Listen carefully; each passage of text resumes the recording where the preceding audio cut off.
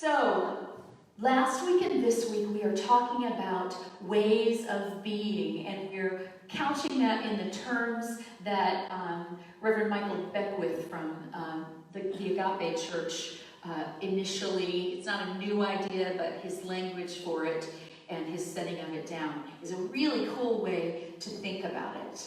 And that is how to live life to me, that's one way of being, by me, through me, and as me. And there's no right or wrong here, just different ways of perceiving life. So, to me is essentially a victim consciousness or a reward consciousness. I can't help it, good things happen to me. It's not my fault, bad things happen to me. We are simply at the mercy of whatever winds are blowing. And in the spiritual life, the best we can do is use the tools of spiritual practice to respond to those winds blowing us about. And sometimes that is a beautiful and magical thing to do, to be able to respond to what happens with love, with compassion. There's also a second way of being that we talked about last week, the way of being that says, by me. And it's very clear in the Hebrew Bible, in the early stages of humans who believed in one God, that this God was all-powerful and could do anything to them at any time, and did. The stories tell that. And that their basic way of dealing with that was to appeal to that God with promises, with sacrifices, with praise, with ducking down, not looking anybody in the eye, just in case you might offend this God.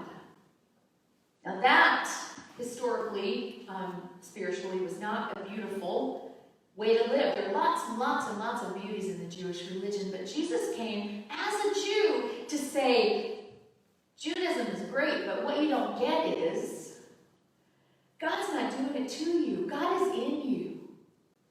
You get to respond not just to what happens, but you get to respond by what happens. You get to take two things, responsibility and agency. Responsibility meaning I had a part in getting myself in this position. You know, maybe I didn't create the tornado, but I had a part in living where tornadoes are, in standing out on my front porch instead of going into, whatever. We have a part. It may take a while to tease out our part, but we have a part. So responsibility is not about blame. It's about what is our part? What is ours to do? And that empowers us. It doesn't make us blamed and unworthy. It actually empowers us, because then what happens after responsibility is agency. Then we can make a choice. If the choice that we are making isn't serving us, we can make a different choice. And we start to see that the world happens by me. And that is the basics of New Thought. That it isn't just what happens to me, I co-create my reality. The thoughts that I think and the words that I speak and my very countenance, the way I greet the world, my attitude and my energy that I send out, all have a karmic effect and bring back to me what I send out. Not tit for tat. It's not that simple. It's not that easy. It's more complicated. And yet, when you continually sow love throughout life, then you will receive love in return. That's the way it works. And if you feel like you've sown love and you're not receiving love in return, I would ask you to take a closer look with some responsibility, not blame, responsibility and agency about the love that you're sending out. Are you sending out love if? Are you sending out love because? Because if the cause changes, where goes the love? Are you sending out love as a bargain? Well, I'm going to do this much, and if you show me you'll do this much, then I'll do a little bit more, and then we'll Are you meeting someone halfway? Are you meeting the world halfway with your love, waiting for the immediate response? Or are you being love, sending love, because love is who you are? And then letting everybody else just deal with whatever. This love is mine to give. It's mine. This life is mine. It doesn't matter what you do. It matters what I do. That's life by me, and it's a very, very empowering place to be. And yet, for me, what I see is that we are still much in danger of the ego co-opting that.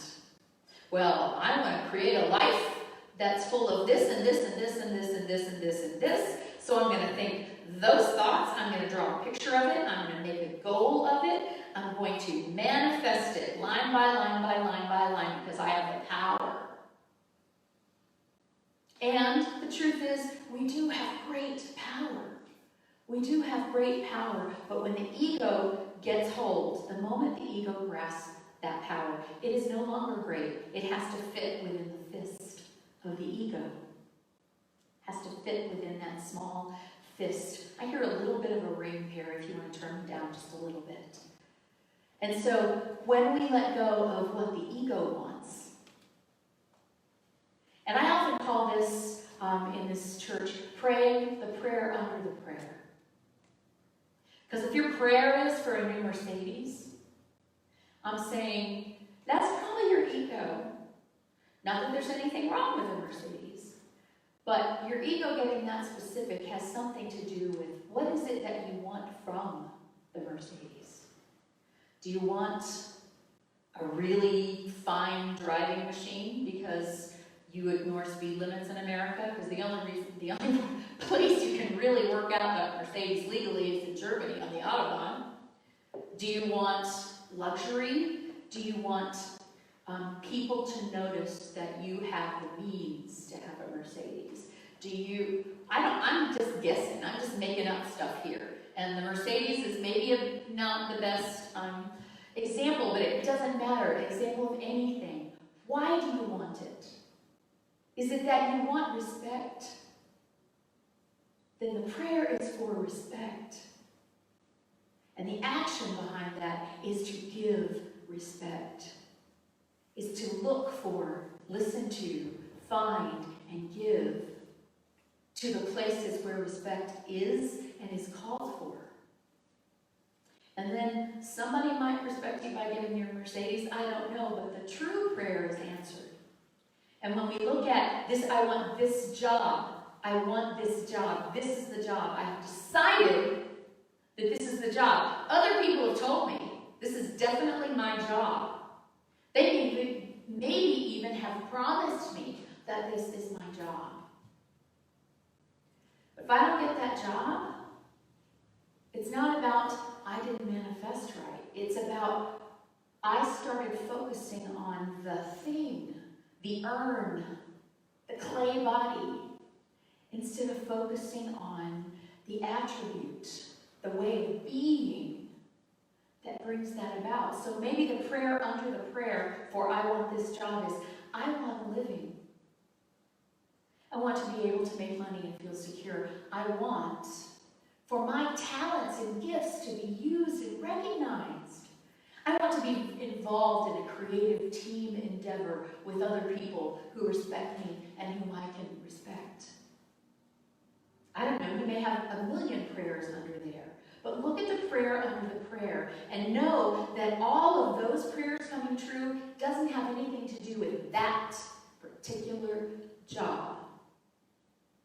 If you don't get it, it wasn't yours. And I've shared with this group my story before of finding Cathedral of Light, now Church of One Love, which definitely in every way feels like my home, my church home. Three churches told me no. 3 churches that I thought were a shoo-in. One church that needed me desperately and that I was able to share a vision with didn't want my vision. They wanted me, but not with my vision. And it was like, okay, well then that's not really what I want. And then the second church, the former minister said, this is yours. I'm just going to tell the board, you're my pick. We're just going to go all in with this. And that didn't work out. The board didn't want to be told who to pick. Another church, everyone in the congregation, I'd been subbing for them for a year, and I can't tell you, at least half the congregation at some time or other had come to me and said, when are you going to be our permanent minister? Please, please, just stay. Don't keep going away. Come, just stay here. Just stay here. And when the search committee and board made their choice, it was not me. And so what I knew is that I was not looking for that job or that job or that job. What my heart knew is that I am a minister. Not only in personality, but now in education and in ordination. That it is what is mine to do. And that if it's mine to do, I have to be a minister whether I have a church or not. So I have to act like that. Everywhere. In whatever job I'm working in. And if I'm to minister in a church, then that church will find me or I will find it. And there won't be a no. But if I decided it was the end after the first no, or the second no, or the third no thank you very much, I would not be here. And you know what? If y'all had said no, I would be somewhere else, being a minister, maybe at a church, maybe not. But the truth is, I started acting out of who I am, rather than what I needed to be mine, or what I needed to prove who I am. I moved from a place of knowing who I am, and that made all the difference. And so that brings us to, we've done the to me, by me, now there is through me. Through me. Because what had to happen, I'm not saying I didn't get sad after these no's. Call some of my best friends and ask them how many hours I spent on the phone crying with them. How deeply it hit my little girl abandonment issues, my not good enough issues. I wept, I grieved, and I got centered and went, okay, am I still a minister or am I not? Is this mine to do or is it not? And it was clear to me, it's mine to do. If it's mine to do, then there will be a way and a place, and if I don't get to say when. I just get to work hard to be ready when it happens. That was when I decided that when I was sitting in my job teaching mold classes, that I would do that as a minister. I would do that as who I am and not separate that part of my life. That does not mean I preached to those people. I did not. That would have been good. I'm not an evangelist. But I showed up as the truth of who I am. And maybe that's what God wanted. Maybe it's when I was able to do that, then it was like, okay, then these are your people. Or maybe y'all are just getting ready for me. I don't know. And maybe this isn't my permanent home. I don't know that either. But I know that when I surrender, when I let go of what Melinda wants, then I begin to become in touch with what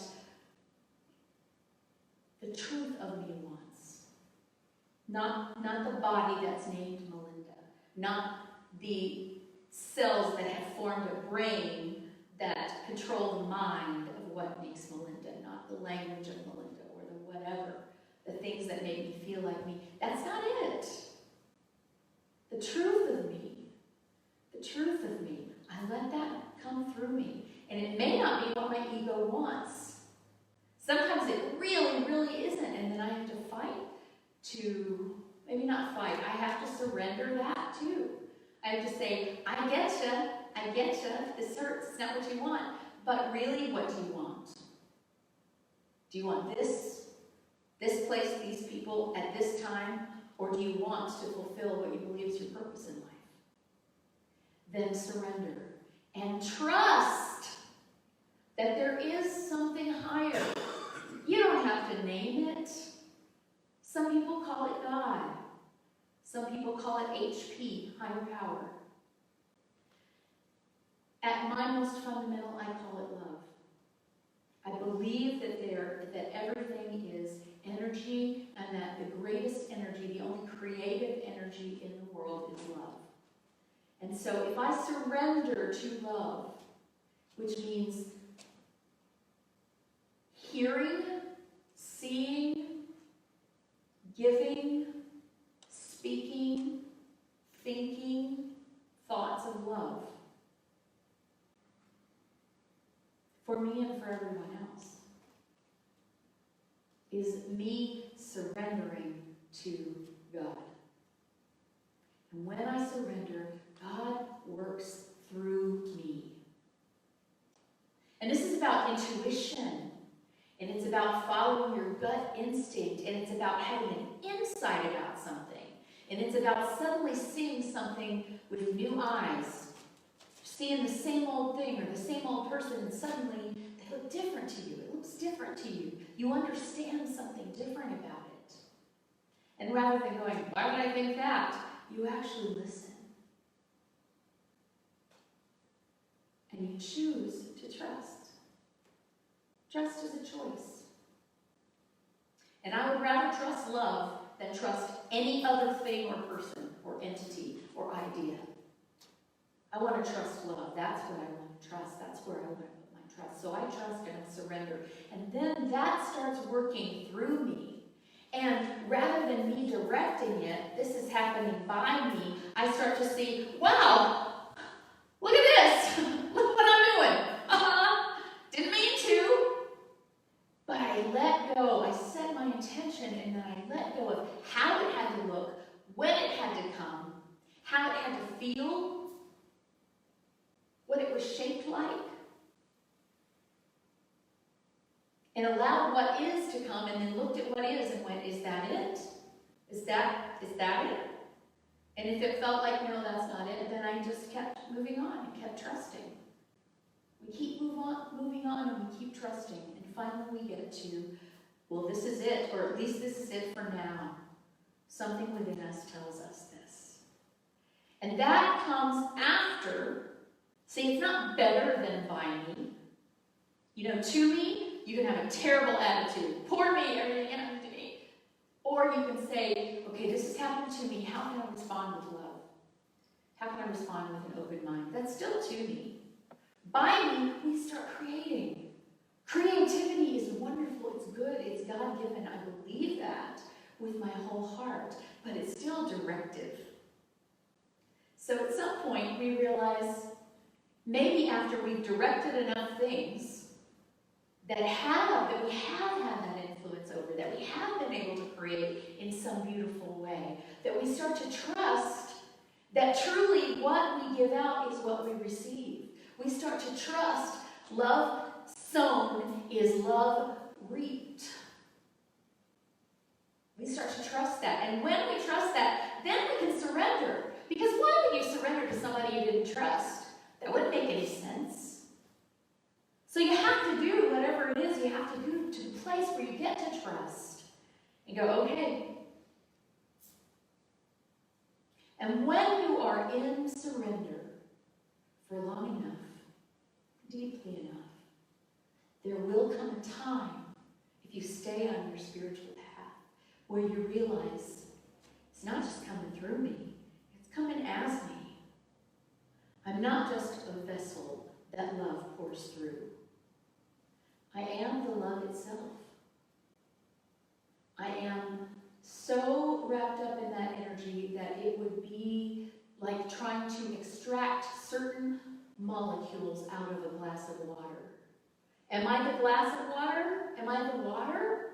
Or am I a few molecules? No, I'm the water. Am I a petal or am I a flower? A flower consists of a lot of petals, and it's one flower. That's what that poem is trying to say, one flower. And so I suddenly start to realize that all this is happening as me, that I affect my world when I walk around knowing absolutely who I am and allowing it. I start to live in that as me place, that as me that says, it doesn't really matter. It can turn out like I want or not like I want. I could live a glorious life or I could die in pain right now. And it my part to do that, and I'm okay with it. Because I know I'm safe. Because I know who I actually am. Who I actually am is not this vessel, it's not this body. It is the energy of love in motion, incarnation in this world. And that energy of love does not leave when we leave an incarnation. We are constantly reborn. And so the last thing I want to say about this, to me, by me, through me, as me, is it's not linear. Okay, I used to think to me, but then I got all by me. Now I'm just through me, and hey, I got it all down now. I'm an as me. I'm God. That's not the way it works in my experience. It's not linear. Some days, some circumstances, I will immediately go, what is happening to me? I have tools to get out of there. But maybe my first tool is, wait a minute, how can I respond differently? And then what do I really want? Because if this is not what I really want, how can I create what I want? And then how do I discern what it is, not just that I want, but that wants to come through me? It's like letting what wants to come through me and be what it wants. And every once in a while, now I would say that I live in surrender a good deal of my awake time. And I don't just mean when I'm not sleeping. I mean when I'm not growling at mud on the floor or trying to get a dog to behave. There I can go very much to me or by me. I'm going to fix this. I'm going to make it happen. I'm going to come up with the, no. I go back and forth and back and forth and back and forth and back and forth. But overall, spiritually, in practice, when I'm awake, when I'm aware, I'm a lot in surrender, but every once in a while I get this moment where I absolutely know none of it matters. I am so much what I am that it's clear to me that nothing can be taken from me. What I am is beautiful and perfect and permanent and eternal and infinite. Now, this little clay urn doesn't control all of that, but I get glimpses that that is the truth of me, as me. So far, I haven't stayed there very long. I think if I did, I might ascend. I wouldn't be here anymore. But those moments are what allow, again, me to surrender over and over again, to trust. Because once you've known it once, you kind of can't unknow it. And once you have trusted enough times, you become trusting. And I'll say my thing about trust that I've always said to you since I think the first Sunday that I was here. You can trust people and circumstances, institutions, organizations, to do and be exactly who they have shown you they are and do. So when I say trust, I don't mean leave your purse out on the sidewalk. I don't mean travel to empty parts of town in dark of night and trust that you're going to be okay. And I certainly don't mean, well, he apologized to me, and even though he's done this 70 times before, he said he wouldn't do it again, and I'm choosing to trust. That's not trust, that's turning the lights off. You can trust that person to do what that person has done until he, she, they show you something different for long enough and consistently enough that you can come to trust that different behavior. Now, how do you trust God? I don't know. I have a million reasons, but they might not be your reasons. I get up in the morning. I see the sun, I can't explain it. I see the plants in the ground growing up toward that sun. I see people in my life who are walking miracles. I just look at them, and when I'm awake enough to see them, I realize this is a 1 in a billion chance that I got this person in my life. This amazing, loving bundle of all kinds of interesting things gets to be someone in my life. And I get to trust. I get to trust. And to walk forward, always in love. That's our choice. I urge you to not judge yourself as you make these choices. Not to blame, but to accept the challenge and learn the trust and surrender to the mystery of it all, knowing you are safe. Thank you. I'm going to take these ideas into a meditation. So if you will just get yourself comfortable.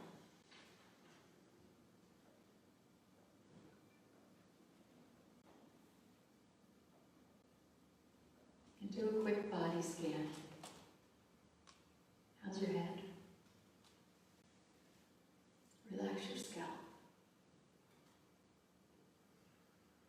Soften your eyes. Relax your jaw. Let go of that heavy weight you've had on your shoulders that you keep holding on. Let your arms relax. Soften your belly. Just let it hang out. No one's looking.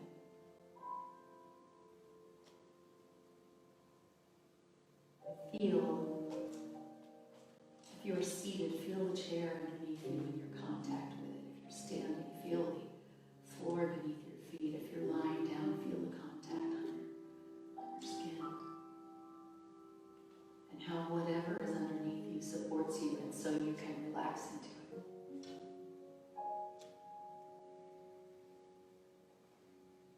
Let your feet, your toes, and your legs relax.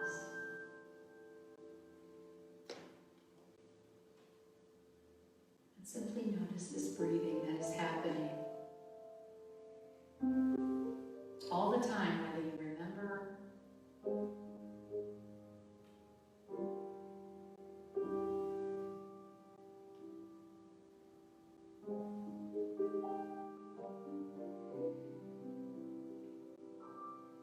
in this moment, as we become aware of that breath, allow yourself to know that you are not breathing the breath. The breath is breathing you.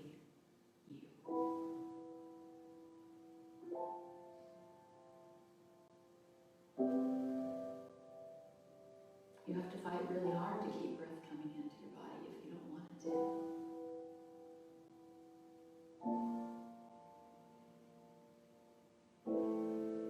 So you surrender to it again and again.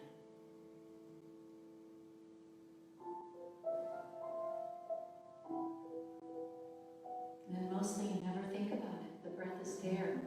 It always has been. It always will be as long as you're in this human body. You can trust it.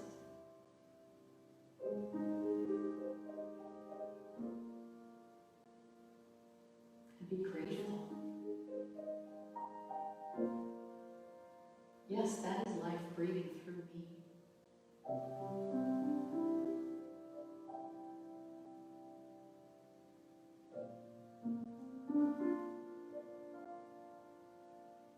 And know that this body was given to you.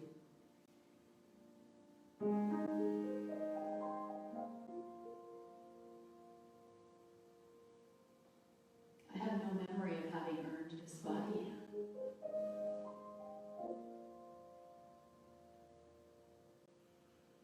I woke up one day and there it was. full of power and possibility.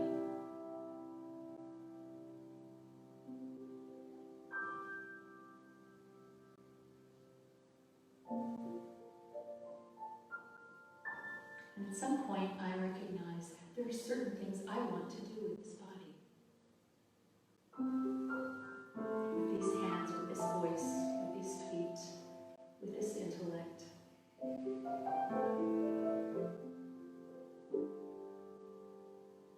I make choices about it.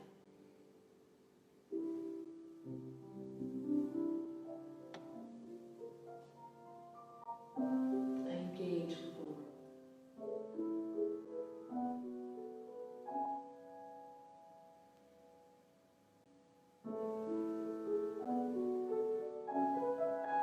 And when I engage for long enough with an attitude of love, I can begin to realize that the world is engaging itself through me.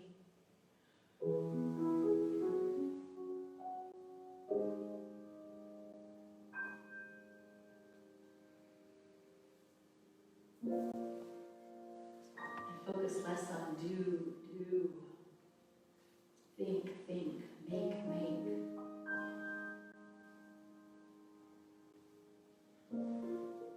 I let there be more space and simply allow.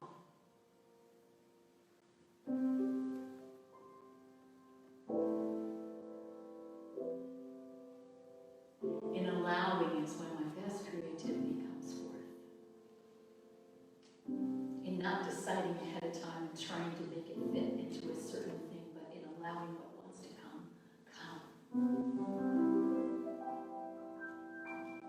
And saying yes.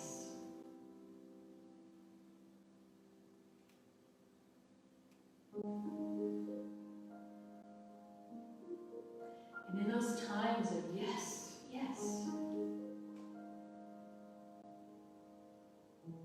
those times of total trust in what is coming through me,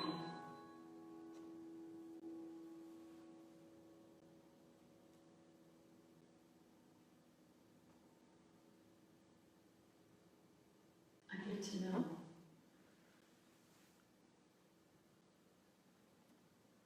what comes through me is me.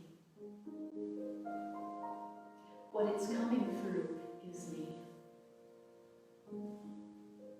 What it is before it comes through is me.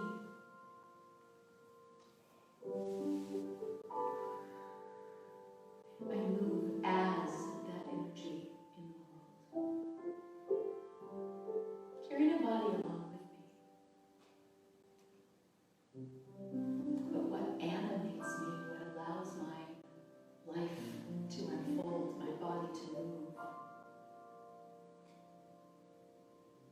is that life that animates all.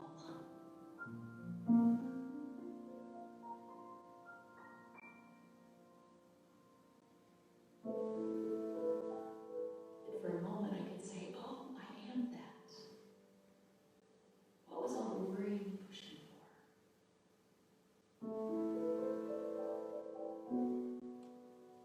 And then gloriously, because I am occupying this human frame, I forget, and then I get to remember again.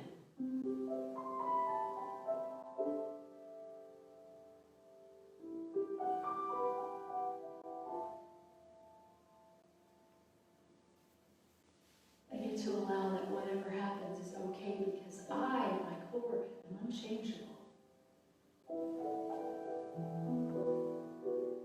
Love is only love.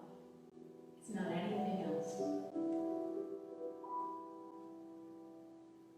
It cannot be taken away, it cannot be added to.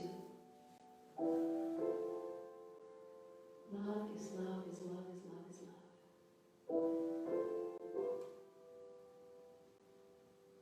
You've heard all you need is love. Well, I'm here to tell you all you are is love.